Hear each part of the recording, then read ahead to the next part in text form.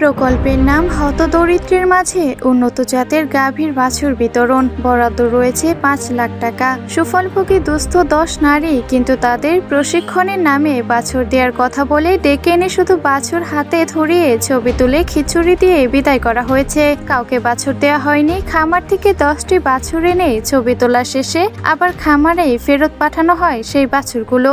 গরু না পাওয়ায় হতাশ ওই সব গরিব দুস্থ নারীরা। ফটো সেশনের 2 সপ্তাহ পার হলে এখনো তাদের বাছুর বুঝিয়ে দেওয়া হয়নি। প্রকল্পের টাকা পুরোটাই আত্মসাতের অপচেষ্টা করা হয়েছে, এমনই গুরুতর অভিযোগ উঠেছে পাবনার চাটমোহর উপজেলার মূলগ্রাম ইউনিয়নের রেলবাজার এলাকার মানব সেবা উন্নয়ন সংস্থা নামে একটি এনজিওর নির্বাহী পরিচালক এস আলম বাবলুর বিরুদ্ধে। ভুক্তভোগী ও এলাকাবাসীর সঙ্গে কথা বলে জানা গেছে, গত বছর 30 ডিসেম্বর সকালে বাংলাদেশ এনজিওর ফাউন্ডেশন BNF এর আর্থিক সহায়তায় মানব সেবা উন্নয়ন সংস্থা এনজিওর উদ্যোগে 10 জন দুস্থ নারীকে গাভীর বাছুর দেওয়ার কথা বলে রেলবাজারে নিয়ে আসা হয়। নিজের পরিচিত একটি খামার থেকে 10টি গাভীর বাছুর গাড়িতে করে নিয়ে আসেন এনজিওটির নির্বাহী পরিচালক MS আলম বাবলু। এরপর এলাকার কিছু ব্যক্তিকে তার বাসভবন সংলগ্ন এনজিওর সামনে ডেকে এনে 10 জন নারীকে দাঁড় করিয়ে গরু দেওয়ার ফটো সেশন করেন। পরে ওইসব নারীদের গাভীর বাছুর না দিয়ে খিচুড়ি আর ডিম খাইয়ে বিদায় করা হয়।